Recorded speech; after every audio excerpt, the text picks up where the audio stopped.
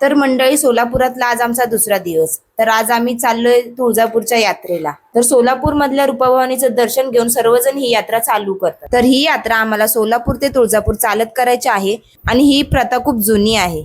माझं तर हे पहिलंच वर्ष आहे. बघू आता पुढे काय काय होते, कारण की प्रवास हा 50 किलोमीटरचा आहे. या यात्रेमध्ये लहान मुलं आणि आजी आजोबांच्या वयांची माणसं सुद्धा असतात. दुपारी उन्हाचा इतका पारा चढला होता की सगळ्यांना कव्हर करण्यासाठी काही ना काही घ्यायला लागलं. माझ्याकडे तर स्कार्फ होताच आणि बाकीच्यांनी टॉवेल घेतले. डॅनीच्या पण पायाला लागलं होतं, तरी सुद्धा तो आमच्या सोबत यात्रेला आला. त्याचं पण हे पहिलंच वर्ष होतं. आणि असं करत आम्ही संध्याकाळी अर्धा रस्ता गाठला आणि तामळवाडीच्या टोल नाक्याला पोहोचलो. आता ऊन पण उतरलं होतं, त्यामुळे आम्हाला इथून पुढे चालायला काही त्रास होणार नव्हता. आणि बघा ना, आभाळ पण किती सुंदर दिसत होतं. एवढे पाय दुखत होते तरी पोरं बघा ना, नाचाचा काय मोका सोडत नाही. चालता चालता रात्र पण झाली होती, त्यामुळे आम्ही थोडासा आराम पण केला. मग आराम का, आम्ही इथे मुक्कामच केला. यात्रेमुळे वाहतूक पूर्ण बंद असते, त्यामुळे सर्व लोक रोडवरतीच मुक्काम करतात.